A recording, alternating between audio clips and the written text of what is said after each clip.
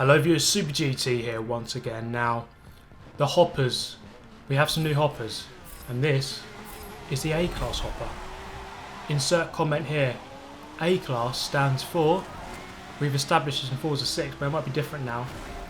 Actually, it's not going to be different. It's just still going to be for arseholes, or you know, audacious idiots who don't know how to overtake.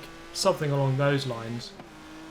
We come to Noob City, the perfect place to showcase audacious arseholes who don't know how to overtake. Let's give it a go then. As we come into this tricky... I just hate this corner here. It's awful. This little section is just one of the worst. It's just the worst. Simple as.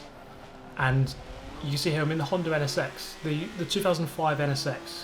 Really good car. And it always has...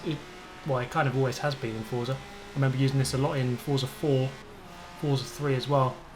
Not so much in 5, but then again I didn't bother playing that game. Into the last couple of corners, Mercedes comes weighing in. I get tapped from behind as well.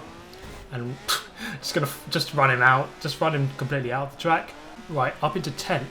I guess when you're in Noob City, you all become the noob. Everyone becomes a noob when you're at this track. Now coming into the final couple of corners once again. Now we're going to watch out for this yellow RX-7. As we come through here, the double apex. I'm going to come out slightly wide, just tap him. And then I was going to give him the inside room there. But clearly that triggered him so much. And that has not triggered him just to do that, but to do this as well. Coming into the first corner, I anticipated this. And there he goes. I predicted that one coming. So he can go and burn in hell in that corner over there. Now this is one lap later. And I'm getting deja vu here because this guy's just gone off. I think it says Subaru. And obviously I didn't do anything to him. He was off by the time I got to him. But clearly he's going to take his anger out on me because coming into the first corner once again, we're going to cross the line to go on to lap number 4. And I'm just anticipating something going very wrong here. So I'm going to once again move over to the right hand side. 2 out of 2, baby. That guy can go and join the other guy in burning in hell. 2 textbook dives out of the way there. We're going to come across the line, eventually finish 10th. The race died out. Let's move to Silverstone. Now, this is the national version, once again in the Honda NSX, tuned up by the fastest man in Greece, GTR JuularDT. Now, this is going to be one of the most beautiful second corners of all time.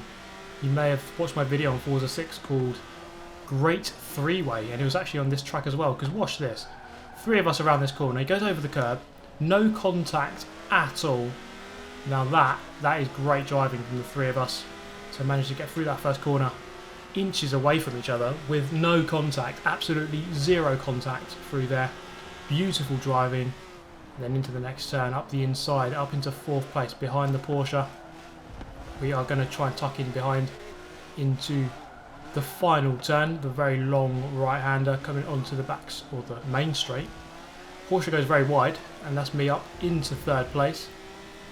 As we wind round, does this bit have a name here? I can't remember. Anyway, onto the main straight, coming up towards Copse Corner. Very tricky corner to get quite right. I always end up turning in too late for that one. You can see I missed the apex by a good couple of feet or so, running a tiny bit wide on the exit. And then into the sharp right-hander here. So this is crucial, this corner really. I've gone wide once again, braking way too late, turning in way too late. Keep the momentum going on the outside though to get a good run onto this straight. Then at the end of lap 3, watch ahead here. This is some really weird stuff going on here. This guy in the Subaru is going to hit an invisible wall. Some sort of alien technology has just caused this collision. You see I went underneath him and then I went over the top of the other guy that was stationary on the side of the track. Over and under in one fell swoop. Amazing stuff. Now later on in the race, this is the start of lap number 6, or the end of 5 at least. So that guy's going to go very wide, drifting up into 6th place. Now coming through the kink onto the main straight. I've got the run here on the Subaru up the inside into Copse Corner.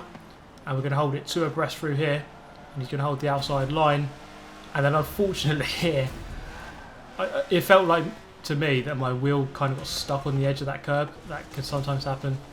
But anyway, I'm a total noob. I had to let him go back past. And then in the end I finished in 8th place and had a nice little roll across the line. Check that out, side flip baby, 10 out of 10. Now, a quick bonus clip for you.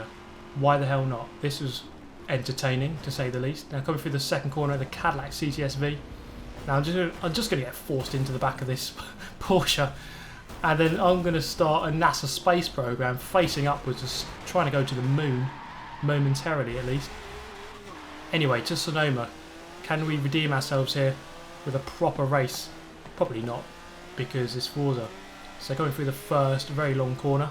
Watch the Lotus, he's going to go flying across to the right, cut the corner and cause plenty of collisions. There we go, triggers all of this. And then eventually actually end up hitting him out of the way, albeit accidentally, but still he deserved it. Now Lancia comes back on with an absolutely shocking rejoin. Instantaneous reprisals for that awful rejoin as he gets punted off the track and ends up facing the wrong way. So up into 10th, but then up into 8th. Those two guys taking poor lines through there, one of them on the grass in fact. Let's see what we can do. 8th position, first place, we've got a decent gap already, but we do have a pack in front of us. We could try to make up a couple of positions here at least. Coming through the long infield corner, we're going to take the configuration to the left. This gives us a very long right hander here. Looking up the inside of the Porsche, it's not quite going to be on there. The one guy just goes so wide into the tyre wall, and then this guy, he just opts to take an awful line. Yeah, I mean, I should perhaps have backed out, but it does frustrate me when people cut the exit very narrow, and well, there's kind of proof that he can't drive as he just spins himself out. So 6th place, we find ourselves up in 6th already, and we haven't even done a lap yet, so plenty of potential here for a good result. Coming up towards the final hairpin, braking on that Toyota banner you may have seen, and then the Chevy there, wide body Chevy, just comes weighing in on the Clio. Look at that, it's big versus small. A little bit of a tap onto the Chevy, onto the main straight. I've got the straight line speed there, but not quite able to make the most of it. Chevy goes in very narrow and very slow, able to do him on the outside up into 5th. Now the Clio is the next target. Can we get past him on the exit? Get a nice run here. It's going to be a straight line battle towards the next chicane. I've just about got it. He bails out early and I'm up into 4th. Guy in 3rd spins out, so that's an easy position, and we are on the hunt now for 2nd place. So that has been a very successful lap and a quarter. Immediately up into 3rd place. 1st place is already a couple of corners ahead, a couple of seconds ahead, so it's unlikely I can catch him, but 2nd place is definitely on. Almost go off there. You see that corner can really easily catch you out. A bit of camber and a bit of a gradient going in. You can now settle the car and a lot of the time throw you wide to your misery and doom. Luckily not this time though, just about managed to keep it on. Now through the long hairpin, take a very deep entry for a late apex and a good drive out. Coming through the winding S's at the end of the circuit as we come through the final turn of those S's, and then onto a mini straight before the fast kick to the right. Now the Porsche ahead is going to take this fairly slowly, go very wide. It's going to give me a good opportunity to get on his tail. I'm going to move to the left and then move to the right. He kind of covers both. I didn't know which way to go there, to be honest. But then eventually up the inside into the final hairpin, up into 2nd place. There through the hairpin nicely, extended to the outside to make the most of the track width. Now not much else happened in that race, so we're going to skip to the end of lap 3 across the line. Fastest lap actually in that race, so not too bad. The car performing very nicely around a range of circuits.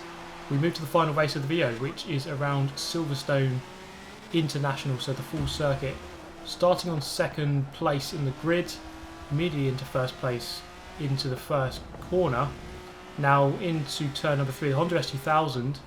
We remember this car being very good in B class, but let's see if he's good in A class. He goes up the inside, had to give him room there, but fair enough, a good decent move, and he's covered the inside line into the hairpin, so I'm going to have to respect that. He's got the position, 1st place, into the fast kink to the left, onto the Wellington straight, and I just accelerate a little bit too much, give him a bit of a nudge, back off a little bit to give him the space and the position. So A class is turning out to be, well, it's good to see that there are some class-based hoppers once again, well at least just one at the moment, but there will definitely be more, I would imagine, in the near future, but at least there's one for now. And A class, for me, is probably the one I played the most. or second most after S-Class maybe in Forza 6, so it's good to see this one. Hopefully we can see the likes of S-Class, B-Class returning. It would be nice to see a few more at least, but obviously I do understand the frustration that you don't want to split the user base too much by having far too many hoppers, so there is that worry as well. Now coming into the Maggots and Beckett section, just getting the run on the outside. Obviously I've got a bit of a straight line speed advantage in this car, which can be good around Silverstone, but at the same time you do need the long downforce corner performance, and around those corners there I'm a little bit struggling, but we do have this long hanger straight now to try and extend that gap. You can see they're already putting out a massive gap, but I think determining our differences of our cars on that lap 1, you can see that I obviously have the straight line speed, but I think he had better handling, better brakes. So whilst I was going to get away, immediately he's going to catch back up as we go into the final couple of corners. So that gap I built up has already evaporated almost down to 0. Just come round the last corner, reprofiled club corner, very tricky to get right actually, double apex, over the line to cross to start lap number 2 of 2, so one more lap remaining. A very short race here, only 2 laps. Into the first corner, hooking up the apex nicely. All I can do here really is try to drive my own race. Don't try to match him through the corners because I can't really do it. Just do my own personal best in this car. He hasn't gone for the dive up the inside this time, which is good news because he's going to be behind me now as we go up the Wellington straight, which is always good news. When you have the straight line speed advantage, ideally you'd be ahead when you're going onto the long straights, as I am here, so I can extend my gap even further, or as much as possible. You see there, the gap getting ever bigger, but we do have a couple of long corners here, so he is going to start to claw that gap back very quickly. It's one of those races, it happens a lot in Forza, especially in these hoppers where you have all these restrictions, and more so in the class-based hoppers. Obviously it's clear that people have different tendencies for their cars. Some go for top speed, some go for acceleration, some go for handling. So you'll get these battles which go back and forth between one player and the other, and just depending on which kind of corner you're going around or if you're on a straight. So you do obviously have to pick your car carefully based on the track that you're going to. Now into the Maggots Beckett section, you've still got the pressure on me, so he's still within 150 feet, so obviously I can't really afford to make too many mistakes here, or any at all. You see the proximity arrow going flying across, just a small warning that he is still there. We are going to get the gap onto the hanger straight, but I do think he's a bit closer this lap than he was on the last one, so he has a bit of a better chance. Going into Stowe corner, he won't be able to get me here, but perhaps into the chicane and club corner at the end of the lap. We only have a couple of corners left. Can he do it? He has a bit too big of a gap. Coming into here though, on the brakes, he's going to get a better run. You see the proximity arrow going very close. A couple of corners left, and I've just about held my nerve here to come through for a win, which is good. So eventually coming through to finish in first place. Good stuff. We can do our victory dance for that, I think.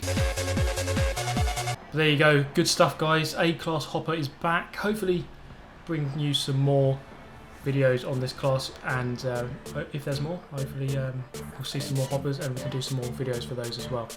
But I do hope you enjoyed. As always, guys, I hope to see you next time. Thank you very much for watching. As always, goodbye.